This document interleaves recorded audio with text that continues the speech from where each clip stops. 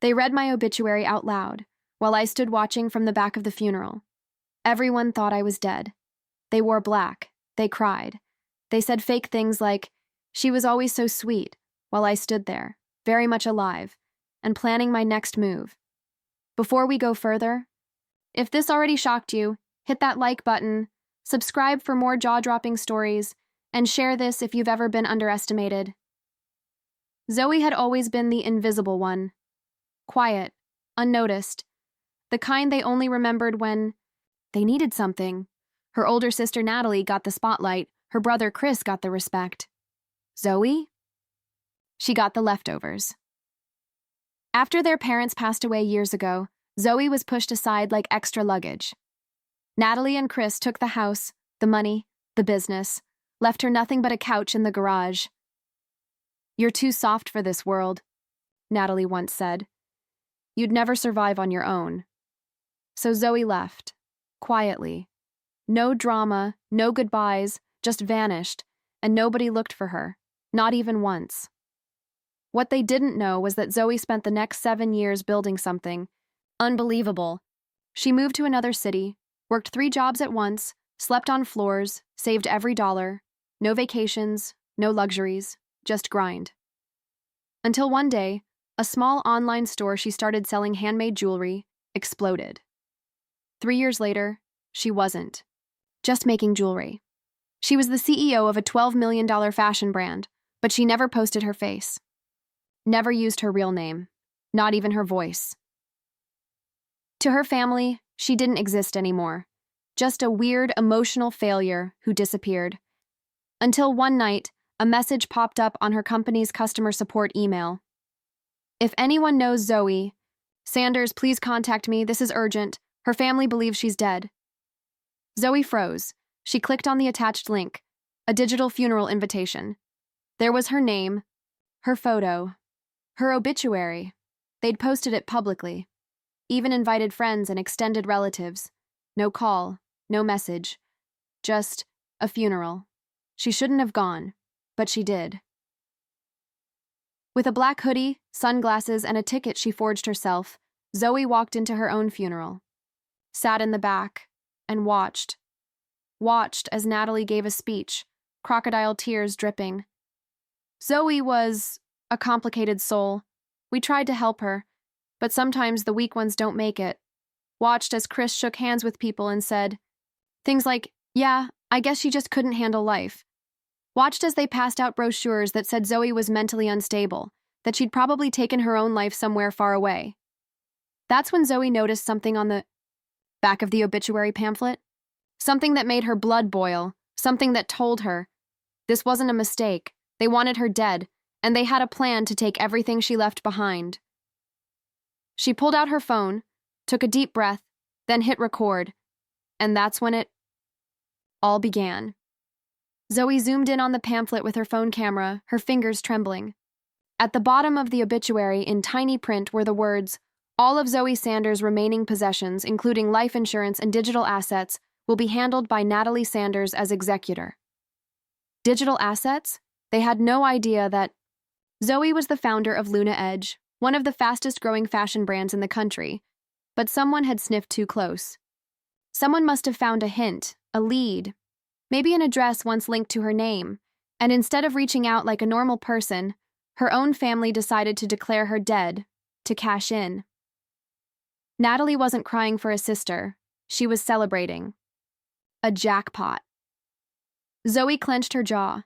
The cameras in the room caught moments for social media. "Mourning the lost soul," one of Natalie's Instagram captions read. "Rip Zoe, check jar gone, but not forgotten.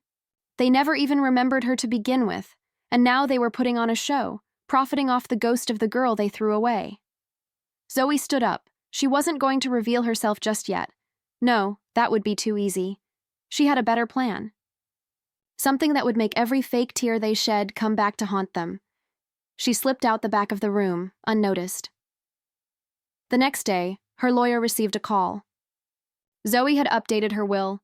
She transferred every dollar, every asset, and even her business headquarters into a trust under a different name, one only she controlled. Then she did something none of them saw coming. She reached out to an old high school friend, Madison, now a successful local reporter, and gave her an exclusive scoop. "I'm not dead," Zoe said, her voice calm but ice cold. "But I'll play along until they bury themselves." Madison's eyes widened as Zoe handed over every detail: emails, the funeral invite, the pamphlet, the insurance claim attempts. It was all documented. "Do you want this to go public?" Madison asked. Zoe smiled. Not yet, because Zoe had one more stop to make. She booked a VIP suite at the most expensive hotel in the city under a fake name. Then she made a wire transfer, just enough to get Chris's attention. It looked like an old account Zoe once used had suddenly received $200,000. An hour later, Chris texted Natalie. "Did you see that bank notification? Zoe's account just lit up, but she's dead?" Natalie replied, "Check if it's frozen." "I thought you said she was gone." Chris: "She is. We filed everything. The lawyer said it's done. But if someone's using her accounts?" Natalie: "We need to get ahead of this. If she's alive..." They both froze, because Zoe had just sent them an email. No words, just one subject line. "I read my own obituary. Now let's talk about yours." And inside the email was a short video, footage from the funeral, showing Natalie laughing with the life insurance agent in the corner of the room. It wasn't over, it was just beginning. The moment they opened that email, panic spread like wildfire. Natalie tried calling Zoe's old number, disconnected. Chris tried logging into her old accounts, locked. Every attempt to trace her led to dead ends. They thought she was unstable. They thought she'd vanished for good. But now, she was suddenly everywhere, without a face, without a name, but with absolute control. The next morning, a private courier delivered a package to their doorstep. No return address. Inside were two things: a printed screenshot of Natalie's fraudulent insurance claim and a flash drive labeled confession. When Chris plugged it into his laptop, a video played. It was a screen recording of a secret Zoom call. Natalie and Chris talking to a lawyer about how they could speed up the process of declaring Zoe legally dead. "She hasn't been seen in years," Natalie said in the video. "She's probably dead already. Might as well make it official." Chris responded with a smirk. "We'll just say she struggled mentally. No one will question it." They hadn't realized Zoe hacked their cloud backup months ago. She had the recordings, the emails, the forged signatures, every dirty little secret. What they didn't know was that Zoe had been preparing for this day long before the funeral. She knew they'd come for her the moment they smelled money. She'd seen it in their eyes years ago, how Natalie looked at her like a burden, how Chris mocked her handmade jewelry business in its early days. "Cute hobby," he used to say, "but don't quit your side job at the coffee shop." Now, that cute hobby was sponsoring red carpet events and featured in Vogue. But Zoe wasn't after revenge just for the sake of it. She wanted a message sent, to them and to everyone watching. You don't get to erase someone just because they made you uncomfortable. That night, Natalie tried contacting the lawyer again. No answer. She tried reaching out to the insurance company to pause the claim. Too late. The fraud flag had already been triggered. Investigators were now reviewing every transaction, every piece of the claim. And then came the biggest blow. The local news. A breaking story. Woman declared dead by family returns, with evidence of $1 million fraud scheme. Natalie's face was in the thumbnail. Chris's voice was in the audio. And Zoe?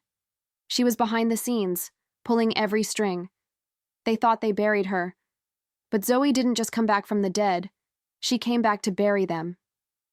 By the time the story aired, Natalie and Chris were already drowning in chaos.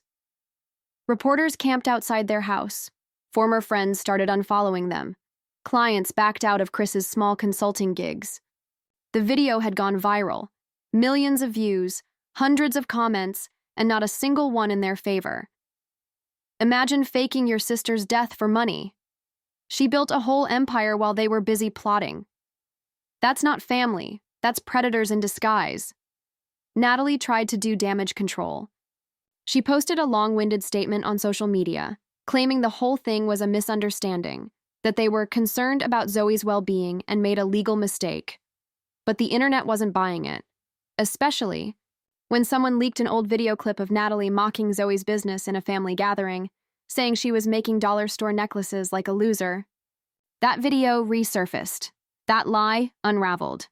And Zoe? She was just getting started. She sent one final email to both of them, this time with no threats, no videos, no warnings. Just a simple, short sentence. The next time you want to write someone's ending, make sure they're not the author. That same week, Zoe flew to Los Angeles, walking into the Luna Edge headquarters with a calm, quiet smile. Her team had never seen her in person before. She'd always worked remotely, behind layers of privacy. But today, she walked in wearing the same black hoodie she wore to her fake funeral, sunglasses off, hair tied back.